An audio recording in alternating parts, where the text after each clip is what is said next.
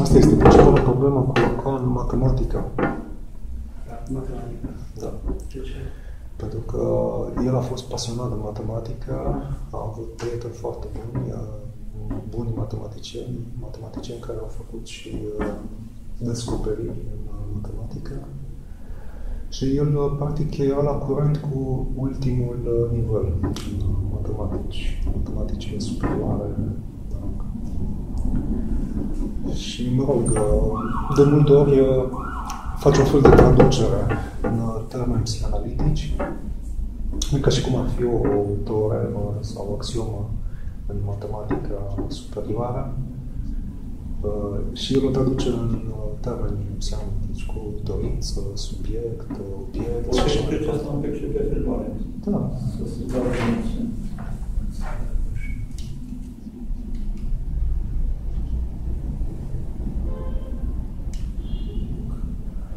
Și atunci, psihanaliștii nu înțeleg deloc, pentru că în momentul în care traduci așa în termeni, ca și cum ai face o descriere cu metafore, nu prea ai cum să-ți dai seama ce vrea să spună, dar dacă înlocuiești termenii pe care îi folosește el, metaforici, de genul dorință, subiect, obiect, altul, nu știu, pulsiune, cu elemente de matematică, ca și grup sau set sau grup închis, deschis, finit, infinit, rezultă o teoremă de matematică.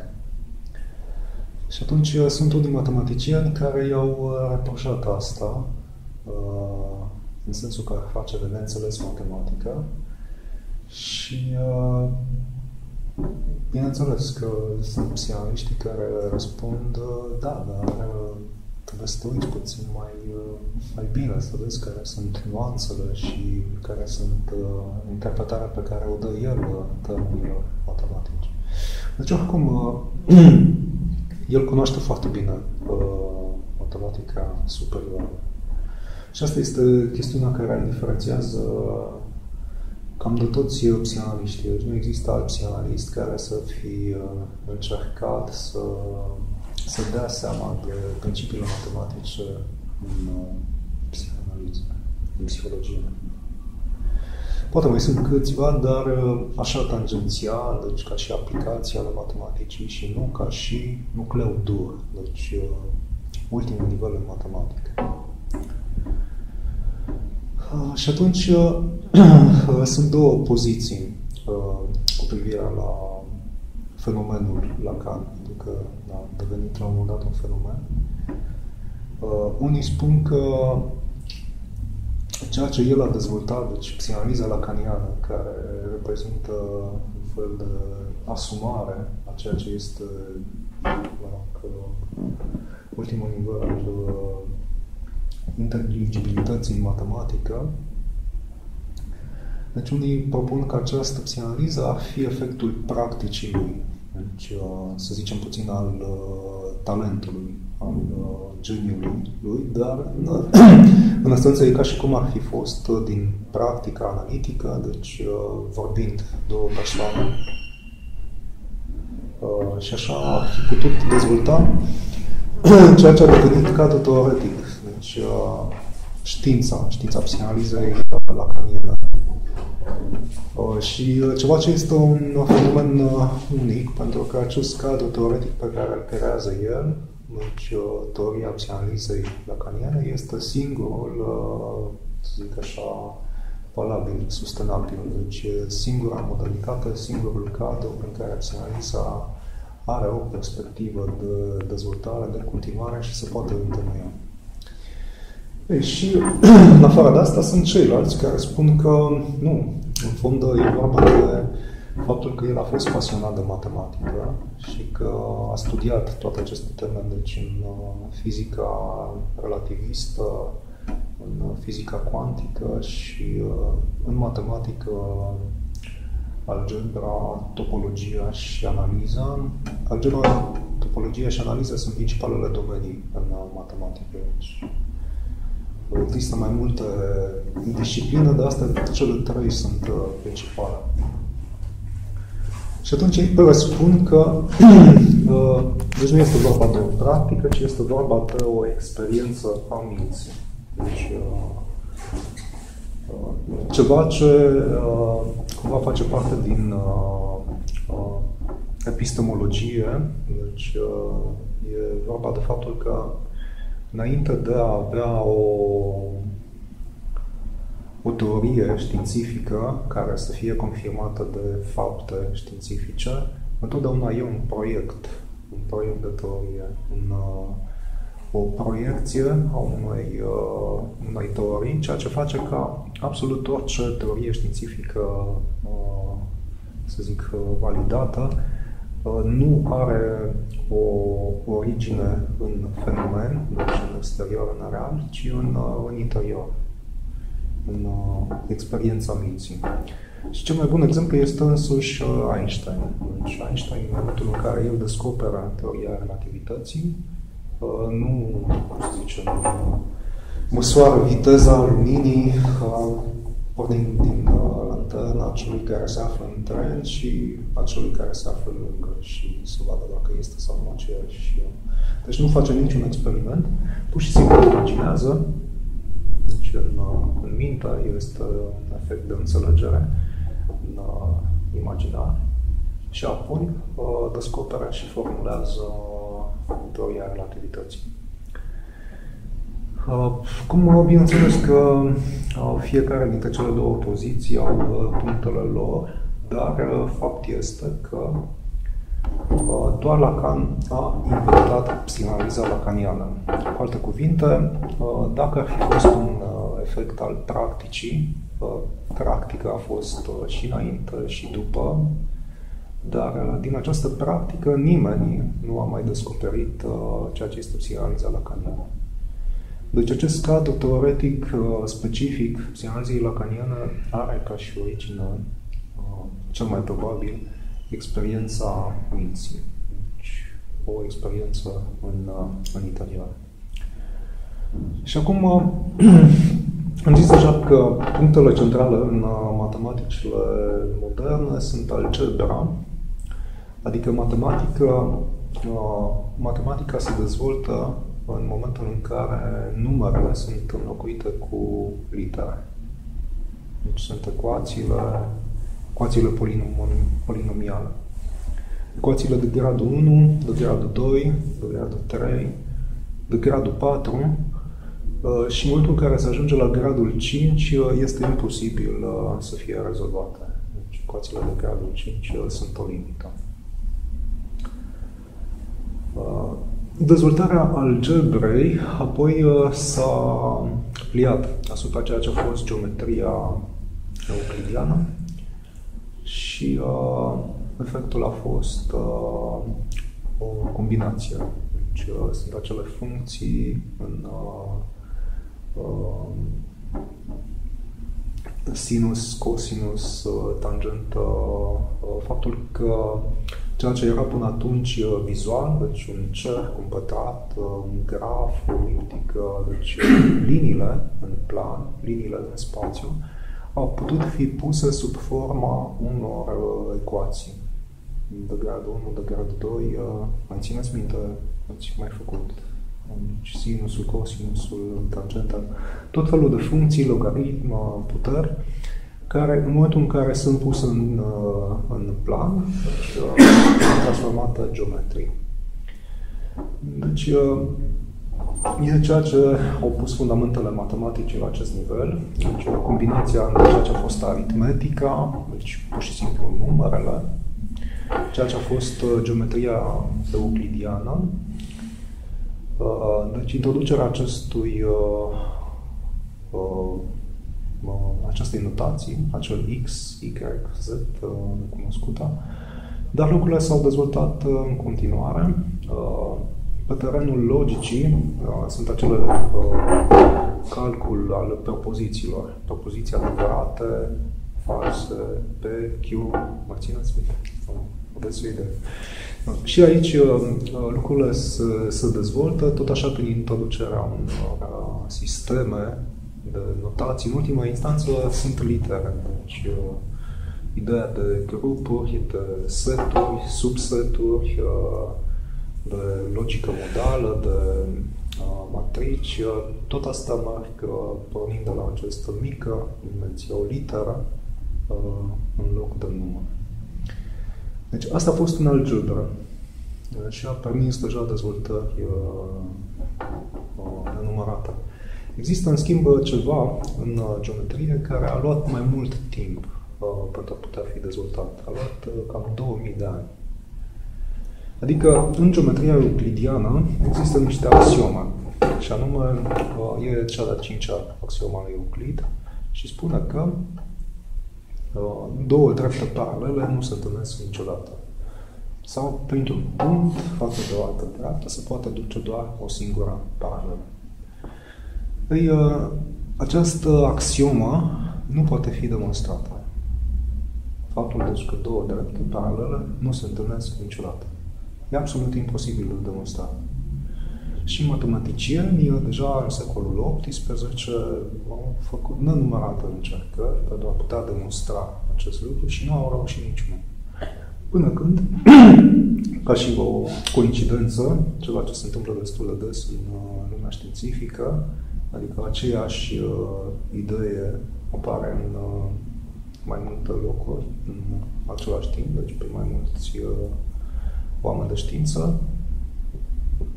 Ceva ce, cumva, din punct de vedere psihanalitic, este dovada faptului că nu noi gândim, suntem gândiți. Deci e ceva care se gândește prin noi, în mers autonom al gândirii, în funcționalism al semnificanților, al legilor. Da. Deci, care este, să zic așa, revelația pe care o au? E Gauss și câțiva. Două drepte paralele este imposibil să nu se întâlnească. Și în momentul în care și-au dat seama, asta se și poate demonstra. Și asta este momentul în care, deci secolul XVIII, secolul XIX, geometria este dată peste cap. Adică e un cu totul alt domeniu, destul de greu să se dezvoltă, deci sunt așa câteva mici idei care apar în secolul XVIII. Și peste 100 de ani, deci topologia, ceea ce devine topologia, în cadrul, sunt mai multe geometrii euclidiene, deci sunt mai multe posibilități de a teoretiza spațiul, care, într-un fel, pot fi privite ca fiind cumva toate niște teorii, toate niște perspective și niciuna cu mult mai adevărată decât alta. Însă, totuși, există o diferență, adică un nivel de aplicabilitate, un nivel de câmp de valabilitate, care face ca, de exemplu, topologia să fie la un alt nivel de realitate decât geometria euclidiană. Geometria euclidiană e un caz particular, să zicem, la fel cum este fizica newtonană față de fizica relativistă sau fizica cuantică. Deci, oricum, topologia, propriu-zis, nu se dezvoltă decât în anii 60-70. Deci, practic, exact în aceeași perioadă în care Lacan dezvoltă psihanaliza în cheia sa. Deci, cumva, în momentul în care au loc primele mari deschideri în topologie, el deja știe și le aplică în experiența psihanalitică. Ei, care ar fi această deschidere pe care o aduce topologia? Păi, în primul rând, e ceva ce ține de spațiu. Deci, e o teorie asupra spațiului, fie că e geometrie euclidiană sau neeuclidiană. Fiecare dintre noi are un fel de un fel de simț al spațiului. Dacă cineva va întreba câtă dimensiune are spațiul, spune Fiorel, câtă dimensiune are spațiul? Așa cum îl vezi.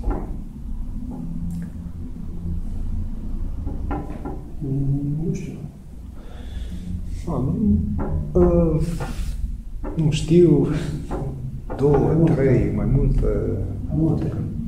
Ei, fapt este că în topologie spațiul nu poate avea decât două dimensiuni. Ceva ce se verifică și în fizica relativistă, de asemenea, nu există decât două dimensiuni, spațiul și timpul. Deci spațiul și timpul sunt singurele două dimensiuni. Dar în topologie, locul în care se vede asta sunt suprafețele topologice, deci sunt structurile topologice. Suprafețele din topologie nu pot fi imaginate în spațiul 3D, deci în tridimensionalitate. În momentul în care se imaginează o suprafață topologică,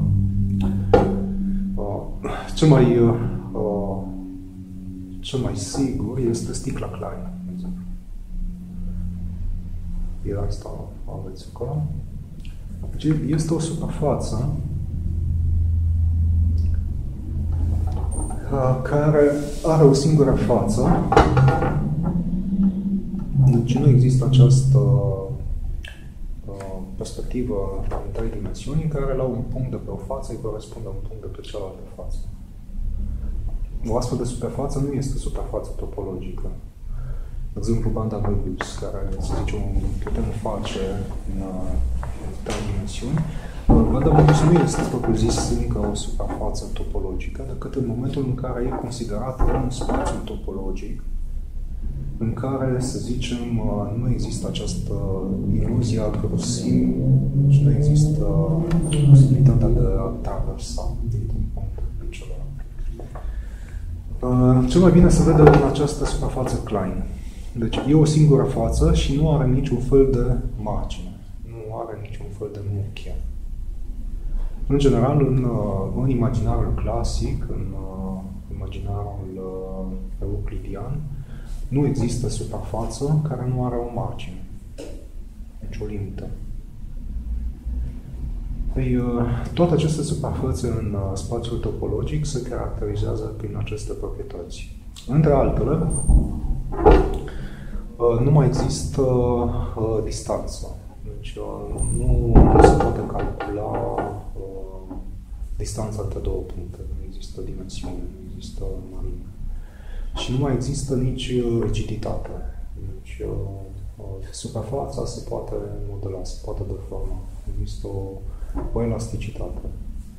Va fi un fel de geometrie elastică, dar e destul de dificil încă de imaginat.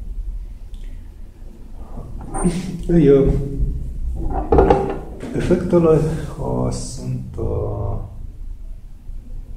multiple la nivelul matematicii. La nivelul actual, însăși universul e considerat ca având o structură topologică, deci ca un fel de suprafață, fără margină. Și există câteva elemente care ar proba acest fapt. Faptul că în observarea universului, deci distanțe din ce în ce mai mari, au început să apară tot mai multe, să zic, la cea mai mare distanță există anumite sisteme solare, galaxii la anumită distanță și observând în punctul diametral opus, fiecare, tot mai multe astfel de puncte la limita observației au un sistem similar, deci un diametral opus. Ceea ce face, deci, posibil pentru structura universului, deci în totalitatea sa, ca o structură topologică. Bun, acum, în topologie sunt mai multe elemente. Unul este cel al grafurilor. Deci, grafurile sunt ceva ce ar ține de un fel de structură a oricărei construcții geometrice imaginabile. Adică sunt niște puncte, niște centre care sunt legate prin niște linii. Și, E destul de simplu. Ca și structură, în acest domeniu al grafului, cea mai simplă este tetraedrul. Deci există cele 4 vârfuri și 6 liniuțe care leagă. Această structură a grafului, Lacan o folosește și în graful dorinței, care e o chestiune destul de simplă și cumva reprezintă intersecția a două cercuri. Deci sunt acele probleme cu mulțimi, dacă vă amintiți, diagramele Euler, două intersecții, o mulțime A se intersectează cu o mulțime B și este intersecția, reuniunea, excluziunea, complementară și mai departe. Ei, dar aceste două se întâlnesc ca două cercuri pe o sferă. Și în această structură se determină 4 puncte de intersecție în care se intersectează două lumi cumva paralele. Este o lume a simbolicului și o lume a, să zicem, a corpului. Deci limbajul, vorbirea, e un cerc care se intersectează cu un alt cerc, care este cel al corpului, și fiecare din ele este orientat. Din cercul simbolicului al limbajului, orientarea lui este dată între două puncte. E un punct în care este codul, un cifru, un mesaj, adică e vorba de faptul că limbajul, prima dată când e în contact cu corpul, corpul nu știe ce vrea să spună. Deci trebuie să-l descifreze. Iar acest moment de intersecție între corp și limbaj se repetă. Adică e un prim moment în care este vorba de un cifru, ceva neînțeles, un cod, iar apoi e un alt moment în care corpul prinde același lucru, deci vorbirea, limbajul, și îl înțelege. Deci e un mesaj, e un cod decodat. Asta ar fi, să zicem, prima legătură, deci cea mai, să zicem, o legătură primă care se stabilește undeva în zona dinainte de ceea ce este în analiză refularea originară sau secundară. Cu alte cuvinte, sunt 3 tipuri de procese în, să zicem, o imagine a dezvoltării ființei umane. Sunt niște procese primare, așa că știți, în schema lui Freud. E prima lui schemă, prima lui topică a lui Freud. Pentru el e o dezvoltare în trepte, deci pur și simplu o linie cu 5 trepte. Este la început simplu fapt de a percepe, deci corpul pur și simplu percepe. Apoi este un al doilea stagiu în care este o percepție care nu e doar percepție, e și percepție semn. Deci e deja un cod, un mesaj, ceva ce trebuie interpretat. E un al treilea stadiu, care este inconștientul. Aici se află procesul primar, deci refularea originară. Apoi preconștientul și în cele din urmă conștientul. Ei, în acest loc de inserție este locul deschiderii originare, deci locul în care corpul este prins în limbaj. Acest loc al preconștientului, trece la preconștient, la conștient, este locul refulării secundare. Și, deci, sunt procesele primare și procesele secundare. În partea dinainte sunt ceea ce ar fi procesele prime. Deci e vorba de un primat, deci ceva este prim, dar nu din punct de vedere istoric. E ceva prim din punct de vedere al structurii. Deci e relația între istorie, istoricitate, ceea ce, să zicem, e specific pentru paradigma aritmetică, deci a numărării, pentru paradigma geometrică, pentru deci geometria euclidiană, pentru aritmetică. Și ceea ce ține de structură, deci în topologie, algebră și analiză, există un fel de structură a matematicii care apare și care are o interioritate logică. Deci, adică există niște legi în matematică care unde au fost înainte de a fi descoperite. Deci e un fel de anterioritate logică, nu istorică.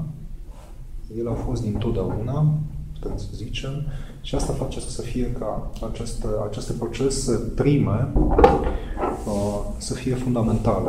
Adică ele determină atât procesele primare, cât și cele secundare. Deci e vorba de o anterioritate logică a structurii față de istorie. Ei, deci, această înlănțuire, deci, vedeți, sunt 6 noduri și 5 liniuțe. Lacan o aranjează în această poziție și construiește primele lui scheme, deci ceva ce ulterior va dezvolta ca și graf al dorinței, dar într-o primă accepțiune sunt primele lui scheme, deci primele lui aplicații topologice în psihanaliză. E vorba de schema L, schema R, schema Z, sunt diferite denumiri, dar care este, să zic așa, motivația? Sau pe ce le pune? Care este suportul imaginar? Suportul imaginar este una din primele lui invenții și anume stadiul oglinzii. În stadiul oglinzii există un aranjament special cu o oglindă concavă și o oglindă plană. Există aici o masă, masa ar fi corpul, pe masă se află o vază și sub masă se află niște flori. Oglinda concavă transformă imaginea, pentru că masa este chiar în focar, transformă imaginea florilor, care este de desubt și nu se vede de partea cealaltă, deci e o masă, transformă imaginea florilor de desubt într-o imagine reală, ca și cum ar fi în vasul de pe masă. Iar în momentul în care te uiți în oglinda plană, florile se văd ca și cum ar fi în vas. Ei, în această structură există mai multe elemente. Cel mai important este oglinda. Deci oglinda, cele două oglinzi. Prima oglindă care transformă undeva în zona aceasta care ar fi al preconștientului și a, să zicem, inconștientului, care transformă imaginea inconștientului într-o imagine virtuală în preconștient, care ea este percepută de subiectul a fi undeva în spatele oglinzii concave și percepe în mod conștient imaginea corpului, a vasului și a florilor. Această oglindă ar putea fi, să zicem, însăși neocortexul. Deci, pe măsură ce copilul crește, neocortexul este cel care primește aceste imagini din lumea reală și le reflectă. Ulterior, în momentul în care copilul învață să vorbească, el are acces la o imagine a corpului, la imaginea corpului în oglindă, și are acces, să zicem, la o primă identitate, o identitate simbolică care se ține în imaginea eul imaginar, dar problema este că această imagine de sine întotdeauna lipsește. Cu alte cuvinte,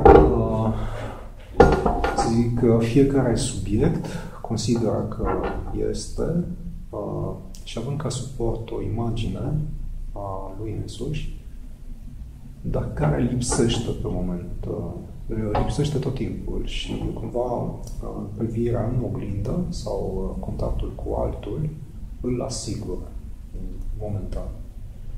Însă această salvare ce ține de procesul narcisic și primar și secundar este doar temporară și alienantă, pe de altă parte, și face imposibilă, practic, orice posibilă identificare a oricui. Deci orice identificare o face să fie greșită. Deci, pornind de la acest exemplu, în această schemă, aici, la mijloc, deci această tăietură pe care o pune la cană, această tăietură care este în același timp zidul limbajului, dar este zidul imaginar al limbajului. Deci, datorită limbajului, se construiește un zid al limbajului, un zid imaginar, în care este mascat ceva. Această mască este pur și simplu imaginea corporală proprie și imaginea corporală a altcuiva. Ele fiind legate prin cuvinte, prin vorbirea goală. Ceea ce maschează acest zid imaginar este locul în care întreaga structură se ține. Deci există un loc în care imaginarul, deci geometria euclidiană, simțul comun al timpului, al spațiului, deci istoricitatea, temporalitatea, povestea, se ține. Deci e un loc al istoriei, deci povestea, un zid al limbajului imaginar, și este un loc al structurii, care este o anterioritate logică, deci cu totul dincolo de timp, de istoricitate. Și acest loc este un loc al limbajului, deci e vorba de structura limbajului. E un loc altul care nu are loc. Deci, la fel cum e vorba de structură ca anterioritate logică, deci un prim, nu un primar, un prim, tot la fel acest loc, să zicem, al limbajului nu are un loc, nu are loc unde să stea. Și atunci când se folosește de termenul existență, în afara locului. Nu este în niciun loc, nu are niciunde.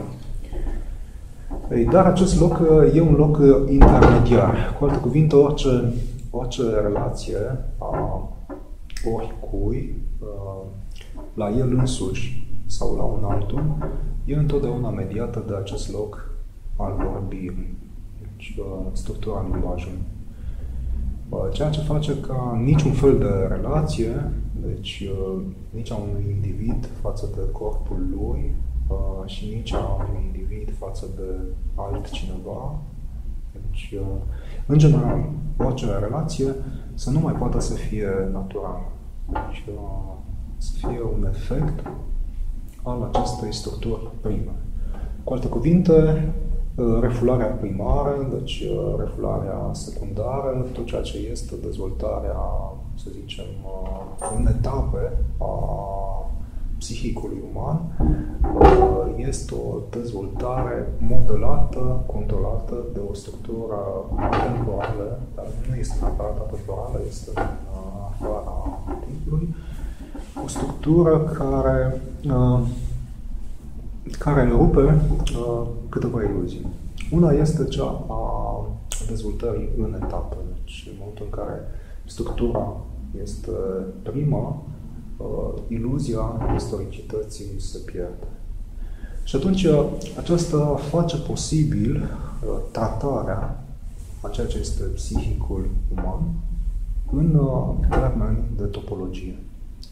Cu alte cuvinte, universul percepției, experienței umane, ceea ce un om vede, trăiește, simte, vorbește, gândește, deci toate aceste elemente pot fi tratate în termen de suprafață topologică bidimensională, în care un element din suprafață ar fi așa zisa temporalitatea istorică, deci timpul, durata, și cealaltă dimensiune a suprafeței, deci bidimensională, cealaltă dimensiune a suprafeței este pur și simplu spațiul.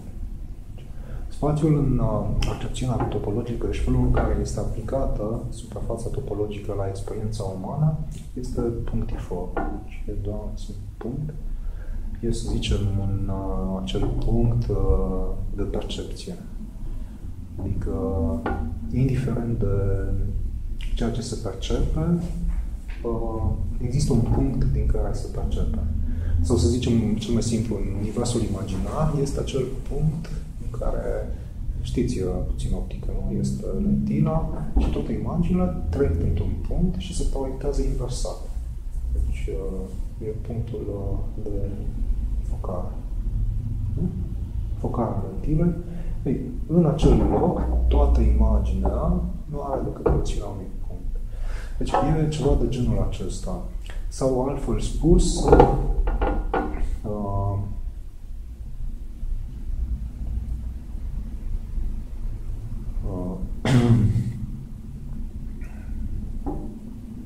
când cineva are o amintire, deci, să zic că vrei să-ți aduci aminte ceva, e un punct din care amintirea se apare întotdeauna și în care apoi ea dispare.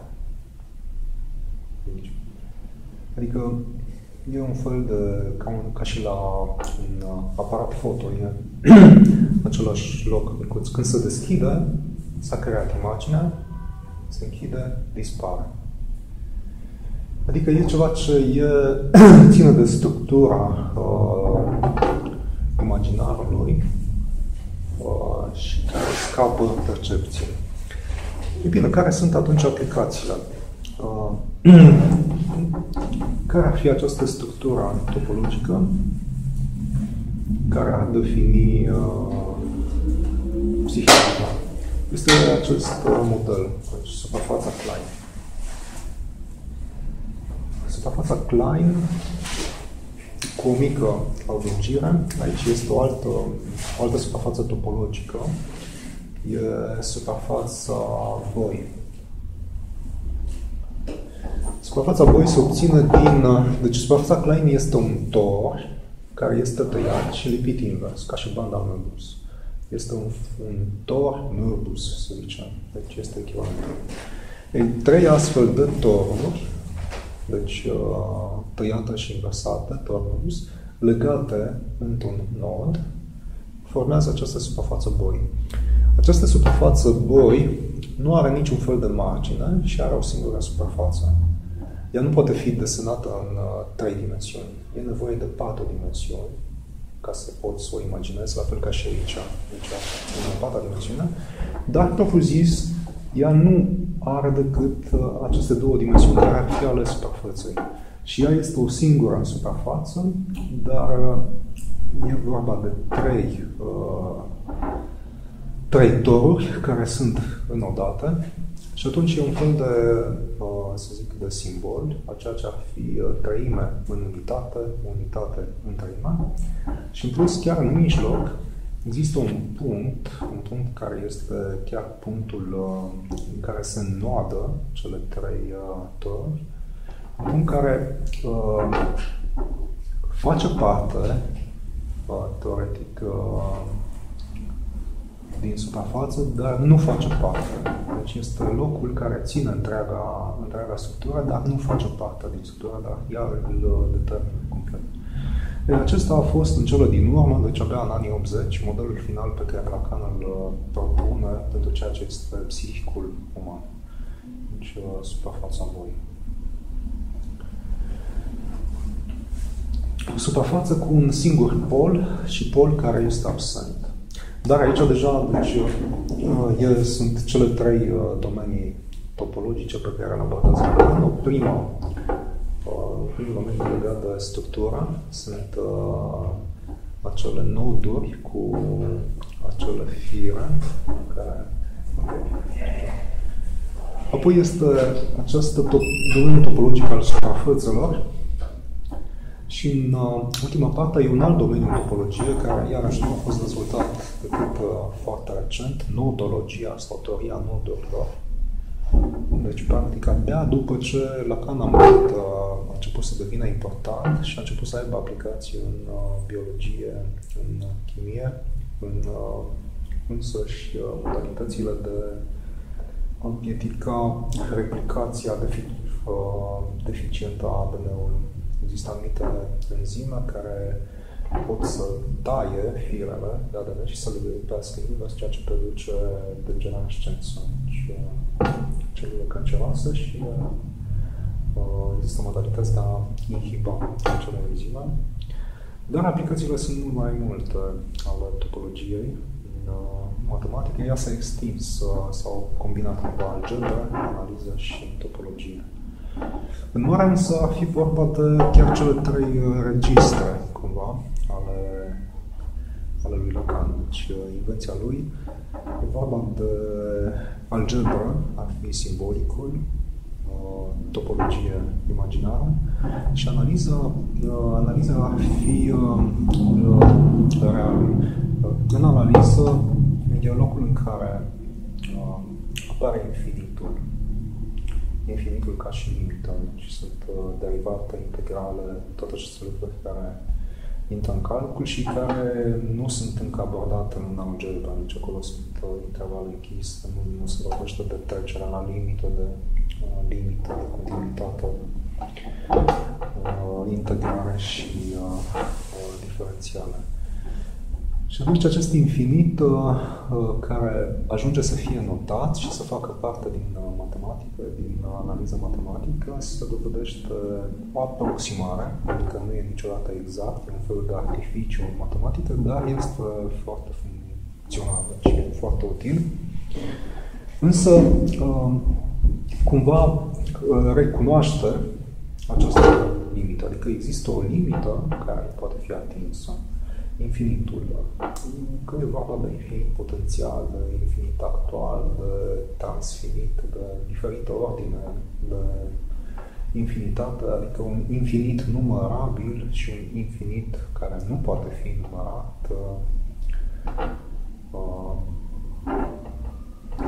Indiferent de toate aceste aspecte, e vorba de o limită a matematicii care nu poate fi atinsă. Și aici nici nu poate fi înțeleasă. Deci e un imposibil. Ceea ce face, să zicem, acest domeniu al analizei se corespundă cu ceea ce este real pentru Lacan. Imposibilul de înțeles. Deci, în ultima etapă, în ceea ce privește aceste aspecte ale topologiei, deci graful, suprafața și nodul,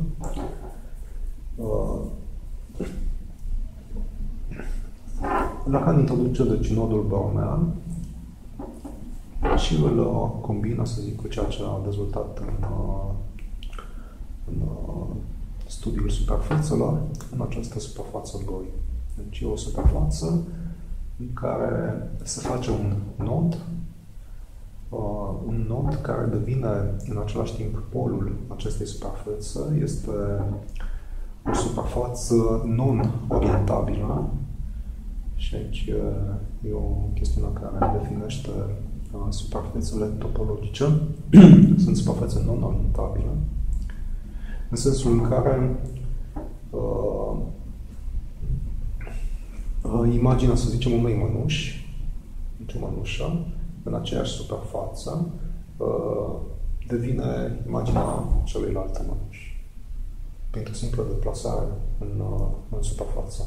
Cel mai simplu se vede în suprafața nebus. De exemplu, dacă desenezi aici mănușa dreaptă și după aceea o deplasezi pe suprafață, când ajunge înapoi, ajunge ca mănușă stângă. Asta înseamnă că suprafața este nu poate fi orientabilă, adică nu are acest aspect al tridimensionalității, deci al corpului în oglindă care e diferit numit. În plus de faptul deci, că nu are o linie, o limită, și un alt aspect care iarăși e important ar fi că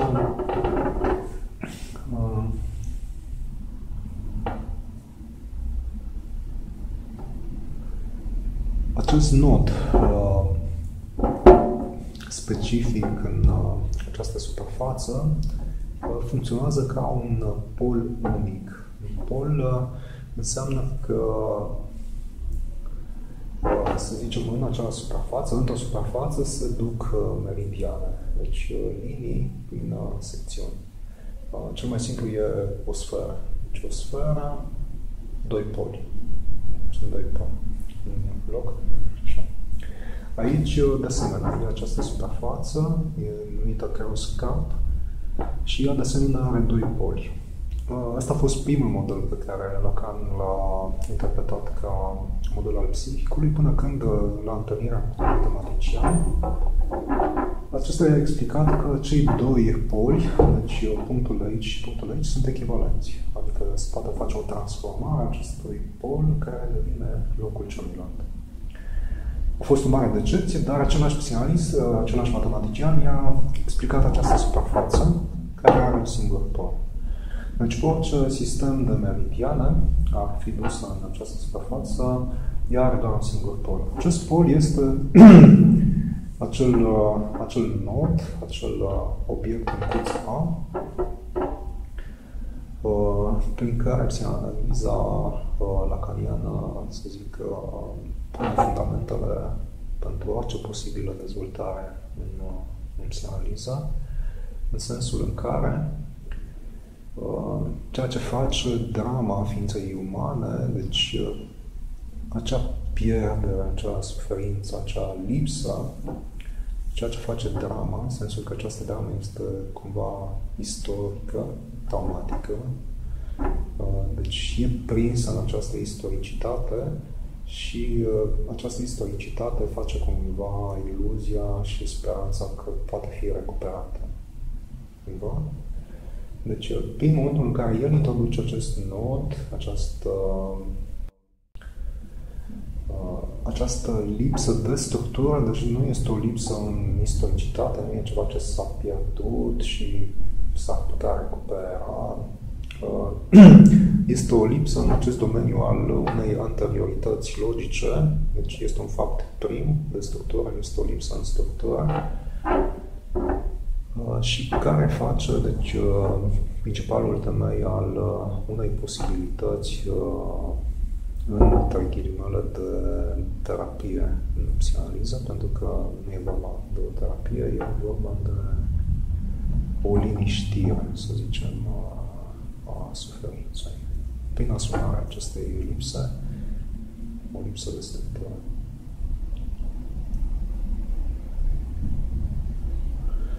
Cu alte cuvinte, acest mic punct, acest mic pol al suprafeței, al nodului, e locul în care Lacan situează obiectul micuța, deci lipsa, și spune el singura mea invenție. E nodul prin care cineva, deci, reușește să prindă un capăt de real.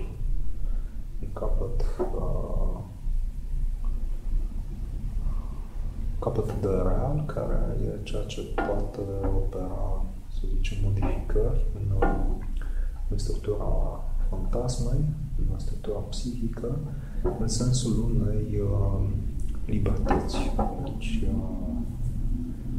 unei detașări.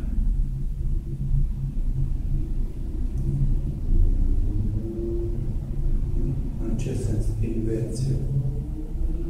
Invenție în sensul în care nimeni nu a descoperit până la el acest fapt. Adică e până la urmă o invenție care pentru el, mă rog, inspirația a venit, putem spune, din această descoperire această avansare a matematicilor, atât în algebră, în topologie, cât și în analiză, prin descoperirea unui loc gol, o lipsă de structură. Deci pe măsură ce avansează matematica, la început, ca și în celelalte științe, există această iluzie a unui progres infinit. O să punem totul în termeni matematici, o să lucrim aceste limbaje care sunt așa de proastă, așa de rele, suferința tot felul vine de acolo, deci limbajul ca o artă proastă, cu un limbaj matematic perfect. Adică e un proiect în știință, în matematică, care se invadează și celelalte domenii al unui progres până la totalitate, la o universalitate completă. Ei, și acest progres se lovește de câteva piedici. Deci în fizică e numită Bohr, acea discontinuitate, în teoria haosului sau altele. În matematică însă este Gödel, incompletitudinea. În topologie este această nouă definiție a spațiului prin nod, printr-o imposibilitate, printr-o existență, este în afara oricărui proces. Imposibil, în analiză infinitul. Deci există o asumare a lipsei, a imposibilului în matematică, care apoi, bineînțeles, se reflectă și în celelalte domenii, în mod similar sau datorită matematicii. Iar în psihanaliză, acest lucru îl aduce în postura de a avea o relație. Faptul că acel obiect paradis pierdut, limbă pierdută, perfecțiune pierdută sau posibil, ideal de atins, progres, cândva va fi bine, dacă nu acum în lumea de dincolo, în paradis, dacă nu atunci în următoarea încarnare, dacă nu atunci, după ce totul se va termina în nirvana, în stingere, deci toate aceste limite, aceste tendințe asintotice, toate aceste lucruri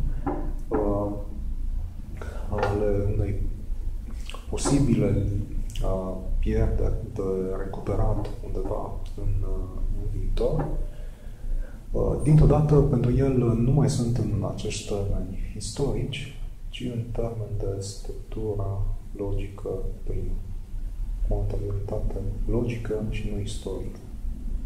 Iar ca și structura este în lipsă.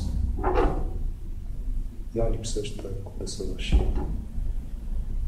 Iar această lipsă în structură și nu în istorie este invenția lui. Îi spune obiect micuț A, literă. Iar care sunt efectele datorită acestei primeități, deci nu este ceva primar, o primeitate a acestei lipse, toate celelalte pierderi, deci tot ceea ce este suferință, durere, dramă, tot ce ține de parcursul istoric, deci tot ce prinde ființa umană și trăirea umană, nu sunt altceva decât efecte ale acestei lipse structurale. Și pe de-o parte, în momentul în care este asumată, aceste pierderi sunt dezinvestite, că ele sunt investite ca și pierderi, ca și traumă, ca și suferință, datorită acestei lipse structurale. Și în plus, această lipsă în structură, permite în mod real o prindere a ceea ce este real și care nu are nimic de a face cu fantasma, deci cu imaginarul și simbolicul, iar asta este ceva ce permite o deschidere și o menținere a deschiderii. În psihanaliză, deschiderea se numește inconștient. Adică e ceva ce, în momentul de apariție al psihanalizei prin Freud, marchează o deschidere a inconștientului. Ceva ce se închide, cumva, ceva ce Lacan redeschide și ceva ce poate fi menținut în acești termeni lacanieni. Deci posibilitatea de a deschide și a menține deschisă acest câmp, acest loc al conștientului, al realului, al adevărului, se bazează pe această invenție, un element de structură. Nu, știu, o metodă de a trata povestea, istoricitatea. Deci că pe măsură ce cobor mai mult în copilărie sau pe măsură ce analizez visul sau povestea. Deci soluția nu se află în aceste parcursuri, nici simbolic, nici imaginar, nici oricare la origini, nici, știu, dezvoltare imaginară. Soluția se află în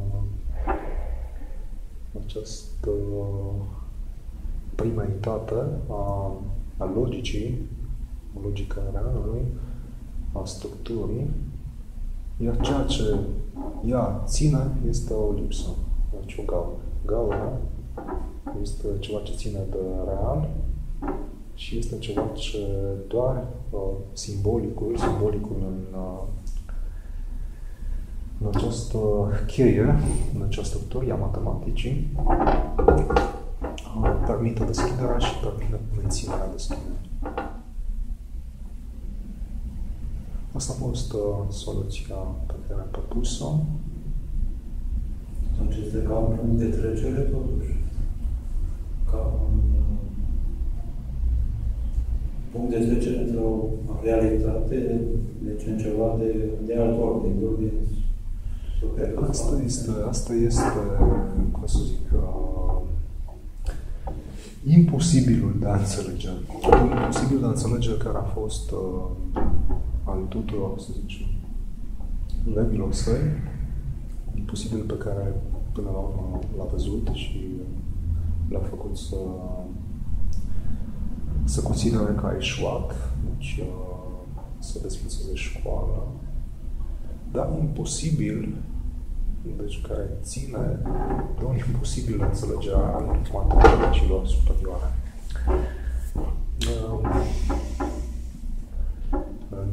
În general, nu ne dăm seama cât de greu e de înțeles, să zicem, în acest domeniu. Adică ne dăm seama. Ok. Dar nu te dăm seama așa cum trebuie. Adică e una că îți dai seama că e greu. Și alta e după ce ai intrat, adică fără această teamă, că nu știu cum, chiar nu e chiar așa de greu. Dar pe aia îți dai seama că e imposibil de înțeles. Deci e o greutate, o imposibilitate de înțeles care este însăși structura matematicii, regina științelor. Deci această matematică care ține de această structură a limbajului și a logicii atemporală. Deci nu e vorba de temporalitate și nu e vorba nici măcar de tridimensionalitate. Deci în momentul în care s-a ieșit din acest domeniu al unei suprafețe, de fapt este un punct. Și acest domeniu al realului este un punct. Este un punct de deschidere spre ceva ce nu mai este de domeniul fantasmei. Deci nu este nici suprafață, nu este nici temporalitate, deci nu este o altă realitate, nu este un alt timp. E o experiență unică în psihanaliză, iar în momentul în care se face, reprezintă un fel de experiență care cumva oferă o imunitate pentru orice fel de experiență. Deci, realul e cu totul altceva decât, să zicem, chiar și aceste structuri topologice, chiar și aceste structuri algebrice care există ca și axiome, teoreme, în algebră, analiză matematică sau topologie sau calcul probabilităților. Dar e ceva ce matematica, un matematician bun ajunge să înțeleagă ce este posibil, dau o coală, dar nu poate, să zic,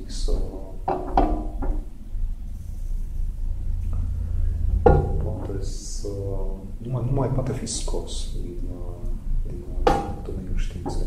Ce este imposibil. Iar Lacan, ceea ce face este găsește ceea ce corespunde ca posibilă experiență acestui imposibil al științei, deci e realul științei, nu imaginea, teoriile, ci nu fel că e un univers virtual, că e cu 14 dimensiuni, că e doar cu 2, că tot acest univers care se învârte în jurul unui punct. Deci poate fi remarcat prin dezvoltarea științei în diferite domenii, poate fi asumat, dar ca și experiența subiectivă, Lacan găsește, să zic, echivalent. Deci aplică această experiență a minții în experiența analitică și ca și experiență reprezintă deci, un fel de experiență în care ceea ce e deasupra, ceea ce e în structura istorică a psihicului, deci este psihicul, conștientul, cu inconștientul de desubt, deci o structură logică și o altă structură logică care ține de structura inconștientului, e cu totul alta, dar această structură conține, să zicem, un subiect și un obiect și o modalitate a lor de a intra în relație, indiferent că e pus aici ca subiect altul sau nici subiect și obiect și modalitatea de a intra în relație. Deci aceasta cade.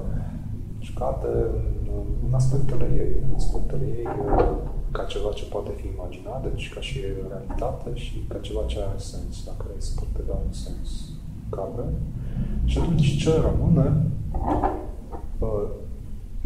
dincolo de această suprafață inconștientă, care e tot o interpretare, doar univers, în alte cheie, prin echivoc, prin diferite, să zic așa, artificii de interpretare, tăituri, cusături, numește Lacan. Deci ceea ce rămâne la nivelul a ceea ce aici părea să fie un subiect, un individ, deci nu mai există subiectivitate, există ceva ce Lacan numește dorința inconștientă, deci o dorință inconștientă, o dorință despre care nu se poate ști.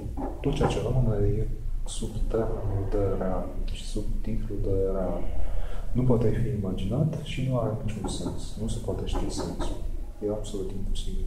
Deci e o dorință despre care nu se știe absolut nimic, dar e o dorință vie, să zicem. Vie ca fiind absolut diferit de ceea ce a fost viața în acest lume. Cu cuvinte, aici subiectul crede că este viu, crede că va muri. Toate astea sunt, hai să zicem că și la ceea ce corespunde, deci, să zicem aici, obiectului, celuilalt, lumii, știu, orizontul mare la altul, deci în ceea ce corespunde în acest loc e un real altul, un altul real. Un altul real, însă care, Lacan spune, a cărui semnificație lipsește. Deci, e același lucru. E subtitlul de real, nu are semnificație și orice imagine e o mască. Deci, adică nu are nimic de face cu ceea ce a fost aici, ca și avatar falic sau, nu știu, eu ideal, nu știu, arhetip, deci e ceva ce pentru Jung, în termenul lui Jung, arhetipul este o structură vidă. Cu acest vid al structurii, sau în termeni lingvistici, Nu există limba, la fel cum nu există această fantasmă, deci povestea imaginară. Structura limbajului este o structură absentă.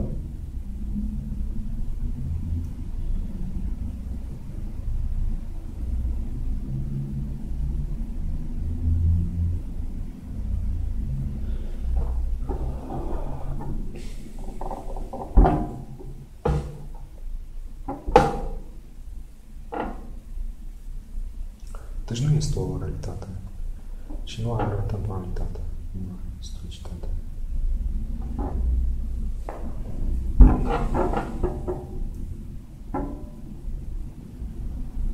Asta poate fi o certitudine completă. Este singura certitudine. În matematică, în știință, este realul științei. Adică un real în care, da, ne imaginăm, să zicem, îl cunoaștem, dar această cunoaștere are un nucleu dur care rămâne imposibil, oricât de mult imposibil nu din cauza limitărilor noastre, ci din însăși așa e.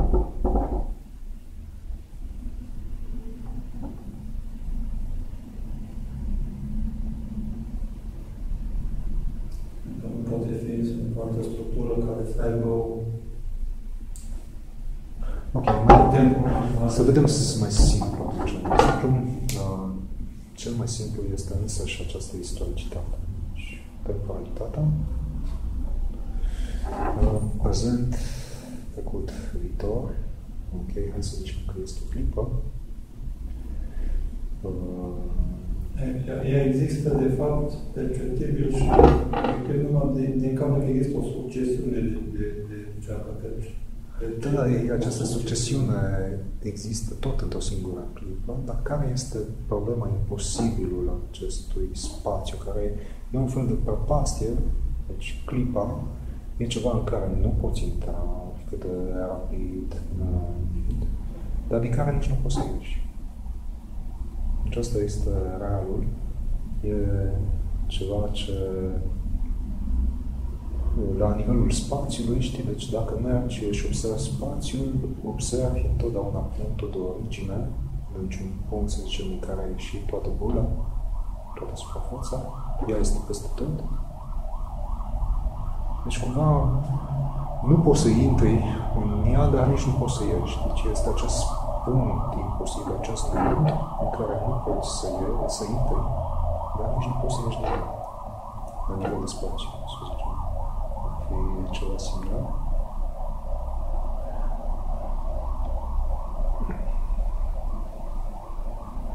Iar la nivel de diferență, deci aici este și simbolic și imaginar, deci diferența, limita, e o diferență care diferențează ceva față de altceva.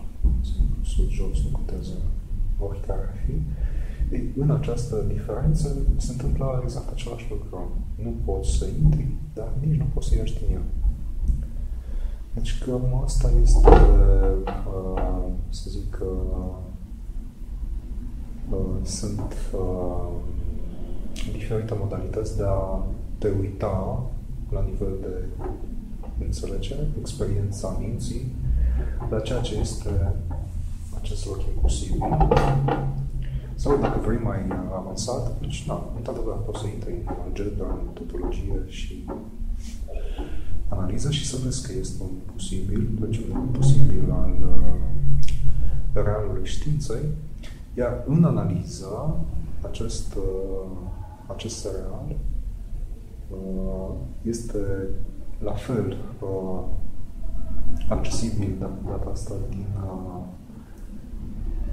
perspectiva subiectului, a subiectivității, deci a relației în vorbire, este accesibil ca și nucleu al ființei, ca și nucleu al ființei, iar felul în care îl poți privi, deci din punct de vedere științific, timp, imaginar, deci topologie, aici se poate ajunge și așa ai o idee despre sau îl poți imagina. Acum, din punct de vedere al psianalizei, ca și experiență, din nou, sunt câteva mici, să zicem, experiențe, deci e un cumul de câteva experiențe care la un moment dat îl pot prinde și îl pot face accesibil experiență. Iar aceste mici, să zicem, cercuri, sfori care permit prinderea acelui obiect, deci nodul de aici, micuța, sunt însăși diferitele nume pe care Lacan le găsește pentru obiectul micuța. Și unul este vocea, privirea, dorința și starea.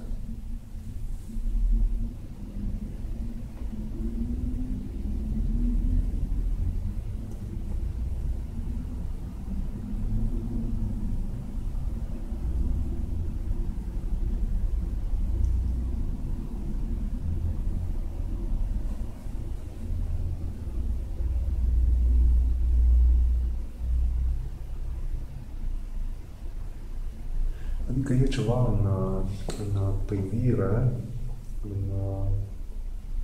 ca și în vorbire, ca și în dorință, care se ascunde în această reversibilitate.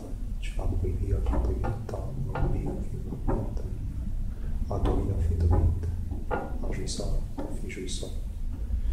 E ceva care e similar cu această limită, deci în clipă, să zic, în spațiu sau în diferență, punctul diferență, e ceva similar în care nu poți intra și în care nu poți ieși. Dar dacă reușești să înnozi trei din aceste elemente, ai, să zicem, o experiență a ceea ce e real în știință ca real în psihic, să zicem, în psianaliză. De aceea sunt teme de congres psianalitic, care e diferența între realul, dacă e o diferență între realul din știință și realul din psianaliză, pentru că Lacan nu se pronunță, deci nu spune este același, nu este același, dar el spune ceva foarte sigur. Subiectul, subiectivitatea din știință, este subiectivitatea din psianaliză. Și atunci, o mulțime de psianaliști citesc, interpretează și se gândesc. Și la un moment dat cineva, așa, oarecum, fără să vrea, să lasă vorbit, totuși dacă este unul și același și la care se lasă o liniște mormentală, sală și toți au așa un fel de aha, la care, la final, președintele școlii, așa nu spune, putem spune că spiritul lui Lacan a fost pe aici. Adică e un lucru care evident nu poate fi demonstrat, dar poate fi presupus. E același real care oprește știința, același real care oprește subiectivitatea.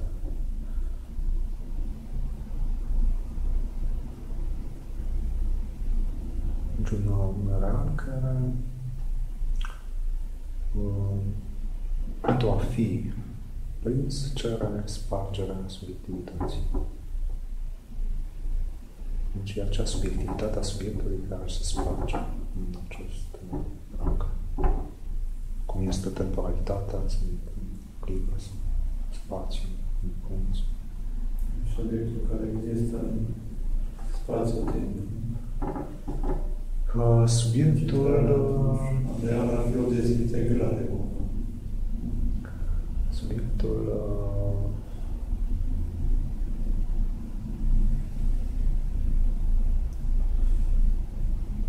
sunt mai multe aspecte, ci aspectul ăsta de individ, de persoană, de eu, de sine, știu.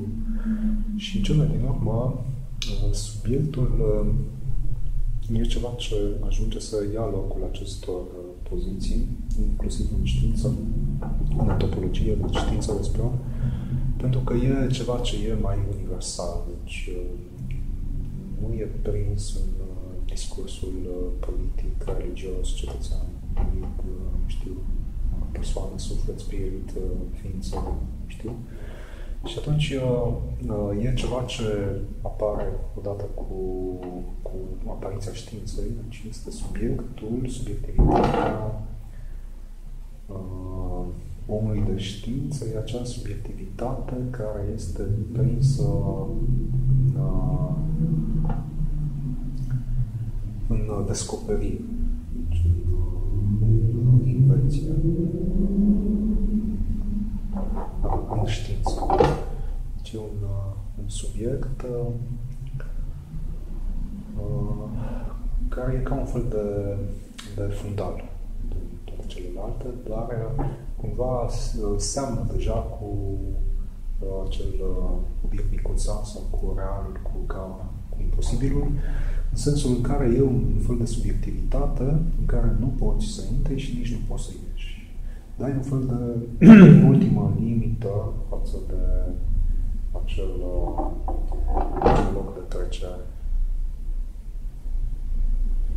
Deci această subiectivitate în ultima ei redută se ține între doi semnificați, adică ultimul lui suport al subiectivității este, să zicem, numele, numărul, legea. E felul în care această subiectivitate se sparge este această basculă. Adică una este știința care poate fi știută și cealaltă este știința care nu poate fi știută. Deci, acest imposibil de fi știut al științei inconștientului în real este ceea ce sparge subiectul de subiectivitate. Asta e într-o modalitate, să zicem, abstractă, deci la ultimul nivel de înțelegere, să zicem, dar în modul simplu, în sensul în care ne oprim la subiectivitatea eului, deci subiectul, să zicem, identificat în eu, în sine, într-o imagine, nu contează care, idealizată sau nu, ideală sau nu știu, atemporală sau nu, deci o imagine de sine. Felul în care această operație are loc, deci operația de trecere, este în momentul în care această imagine a eului, să zicem, trece în acest spațiu topologic, care este, să zic, într-o primă fază pus în termeni tridimensional, ca și de o oglindă, și în care e imaginea lui, a eului, și imaginea marelui altul. Și pe măsură ce analiza avansează, deci pe măsură ce se apropie de nucleul ființei, aceste două imagini se contopesc și are loc revelația, deci o identificare cu acest ideal de eu, acest marele altul, ca fiind stăpânul absolut, ca fiind moartea.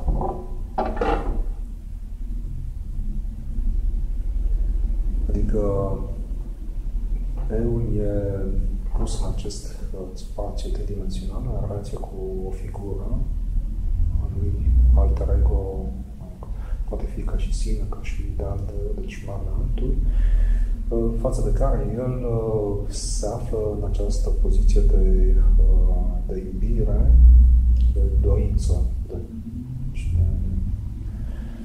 și relație care e și ea oglindită, în sensul în care cealaltă parte e ura față de respinge față de ceea ce e inversul acestei imagini. În momentul în care imaginea eului se identifică cu această imagine a lui altul, ca și revelare a acestei iubiri ca și ura și ca și revelarea a ceea ce este dorința de viață, deci pulsiunea lui de viață, ca și pulsiunea de moarte, ca dorință de moarte. Deci e finalul de analiză în care are loc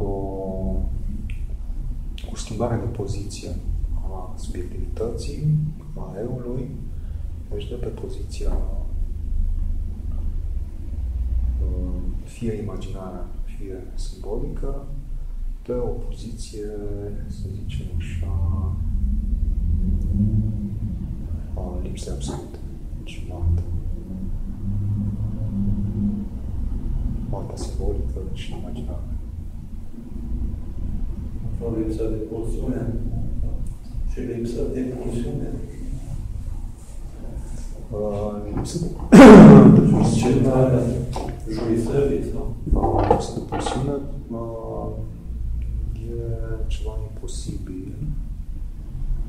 Pulsiunea e, să zic așa, un efect al structurii, în ce structura logică e prima, ea modelează pulsiunea și modelează pulsiunea e cea care învârte fantasmul. Deci întreaga viață conștientă, viața corpului, este guvernată pe pulsiune, iar pulsiunea este codificată de către o structură. Și atunci pulsiunea continuă, doar că în față de structură, deci poziția este în structură, în golul structurii și nu este în fața. Deci nu este antrenat în parcursul ăsta istoric. Deci se ajunge la o poziție de primordialitate logică, un fel de subiect absolut, de stăpân absolut, ca și moartea, deci moartea ca și stăpân absolut, moartea e simbolică, imaginară, dar e un fel de subiect absolut în acest gol al structurii. Nu este o detașare de corporalitate, nu o detașare de corporalitate. Deci pulsiune de corporalitate, deci o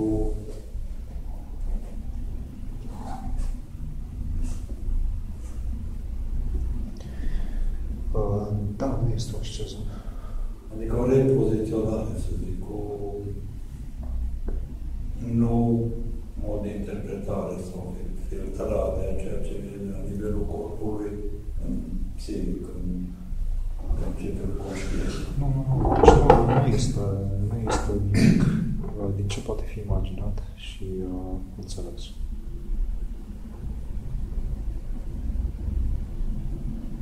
De asta deci, mă rog, reclama psihanalizei este că este o experiență complet nouă în civilizație și cultură.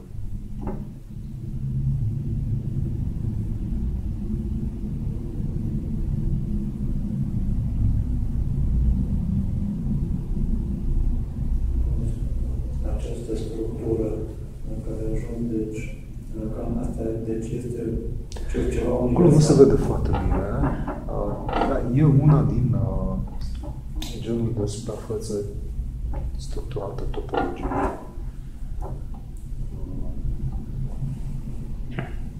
deci nu are niciun fel de margine. Uite, banda Möbius are o singură margine. E aceeași, când se trece de pe partea pe cealaltă. Torul nu are niciun fel de margine. Dar torul, de exemplu, una este să-l imaginezi în 3 dimensiuni. Deci, în 3 dimensiuni e suprafața care are un exterior și un interior. Pe când în spațiul topologic nu e decât o singură suprafață. Ci numai o suprafață, nu este cu dosul. Asta este foarte dificil de imaginat în topologie, că când îți imaginezi o suprafață, are recto și verso. Și atunci, ca să dai o impresie, este această suprafață în care, la fel ca și pe banda Möbius, se trece de pe față pe verso. Este una și aceeași, va trebui o altă dimensiune, dar, mă rog, e imposibil de imaginat. Deci că și aici, dacă îți imaginezi această trecere, e la fel ca și aici. Ok, dar e un recto și treci pe cealaltă parte. Fie că o taie, fie că te duci pe culoare. Asta este ceea ce nu se poate. Deci e un spațiu bidimensional, să zicem, așa, în care ești aici la suprafață, mergi, ajungi pe dincolo, dar nu este decât aceeași. Deci e ca și cum ar fi o continuitate în aceeași suprafață și o singură suprafață, ceea ce, din cauza iluziei bidimensionale, nu poți să imaginezi. Nu poți să imaginezi. Asta ar fi un lucru. Iar celălalt lucru este legat de nod. Deci, nodul e ceva ce e foarte dificil de imaginat și, ce dacă o să uiți, sunt teoriile nodului cu tot felul de lucruri care devin din ce în ce mai imposibil de imaginat. Dar însăși nodul e ceva foarte dificil de imaginat. Deci nodul Borromean, pur și simplu să încerci să ți-l imaginezi, să încerci să-l faci, întotdeauna e o inhibiție, un obstacol la reuși să-l vizualizezi, să-l imaginezi, să-l faci. Și asta pentru că nu este în realitate. Deci nu este natura. Nu poate fi găsit în natura nu face noduri. Ca structură, deci asta este structura psihicului? Da, este structura pe care, modul în care Lacan a văzut-o, psihoanaliza de asta se potrivește cel mai bine. Și asta are o reflectare la nivelul realității, adică este un tipar care se regăsește și în ceea ce percepem sau numai... Uite, ca să vezi, de exemplu,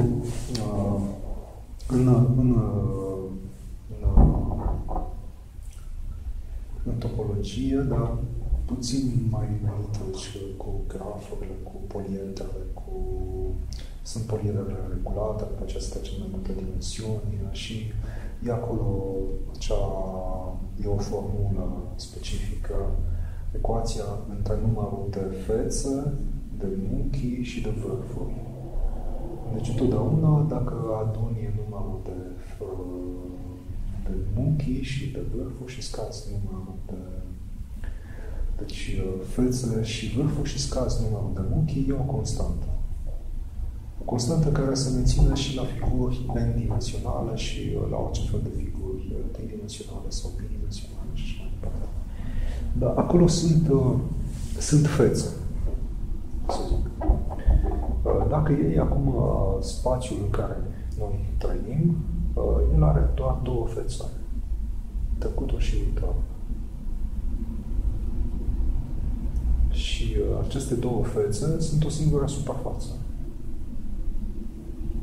Deci e o suprafață topologică cu o singură față, dar din cauza iluziei temporale, știi, deci ca și în tridimensionalitate, nu putem să vedem asta. Nu putem. Dar fără că vrem, când vrem, întotdeauna trăim pe o suprafață, cu o singură față. suntem prinși în acest punct al percepției, nu? Care pare că se deplasează. Și deplasarea e... Ce să zic ca și structură. Deci, una este istoricitatea, deci noi dezvoltăm istoricitatea, o temporalitate, indiferent de orice poveste, și după aceea dezvoltăm o profunzime a spațiului, o adâncime infinită, o depărtare infinită, o profunzime, deci și atunci ne scapă aspectul ăsta de bidimensionalitate și de faptul că este o singură suprafață, nu sunt două suprafețe ca și... Deci e ceva ce nu se poate imagina, dar e ceva ce nu se află în istoricitatea noastră sau în spațiul așa 3D, ci se află în această structură logică, topologică, care este o anterioritate logică, dar ea este cea care structurează cu totul realitatea psihică și se pare, dacă observațiile sunt corecte, chiar și realitatea universului. Și chiar și universul pare să fie modelat pe o suprafață topologică.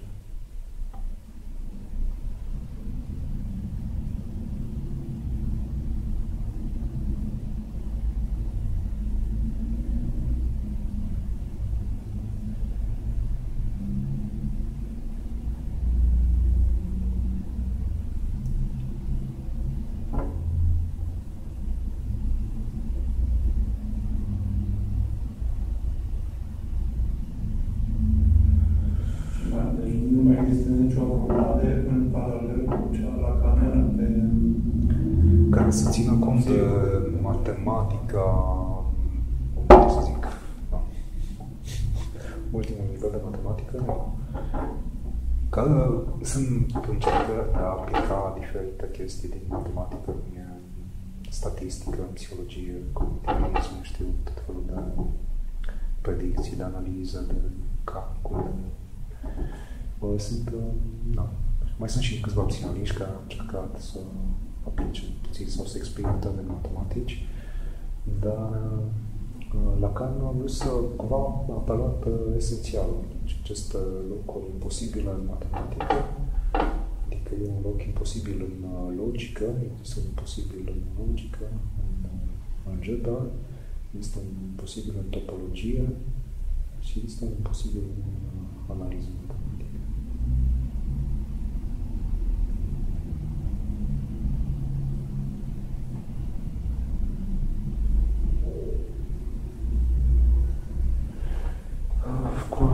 Acum vezi, că mergem în față, sunt o mulțime care sunt matematicieni, sunt în general matematicieni, psihologiștii mai târziu au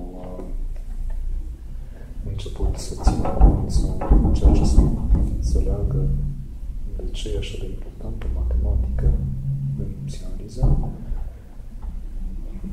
și cumva au pierdut trendul. De fapt, asta a fost motivul pentru care Lacan s-a considerat neînțeles și nu a reușit să transmită. Dar asta a fost în perioada lui Lacan. Deci a fost singurul... În general, în științele umane știi că nu prea au o predilecție pe mare pentru științele exacte. Așa că cumva a fost o excepție. Iar acum, într-adevăr, se pare că lucrurile s-au inversat. Deci, dacă înainte era el interesat de matematică, acum în matematicile superioare sunt anumite aceste limite, aceste imposibile, par să fie cumva mai accesibile sau mai cum să zic eu, mai profitabile, prin intermediul analizei. Adică acum este un interes din partea matematicienilor spre psihanaliză. Așa, înmugurind. Adică, din punct de vedere matematic, oricât de inteligent știi de ce e acest imposibil, știi, de care te lovești în tentativă, cu tot aportul de invenție, știu, evrica care vine din conștient, ceea ce face până la urmă necesar să ai un fel de deschidere permanentă față de acel loc care este realul în psihanaliză, deci experiența analitică, ceea ce îi face să se îndrepte spre psihanaliză, spre această experiență în psihanaliză, ca modalitate de a duce un pic mai departe, dacă se poate. Asta e o chestie destul de nouă, dar de viitor. Deja Lacan, când a terminat ultimele seminarii, încerca să ducă pe matematicieni,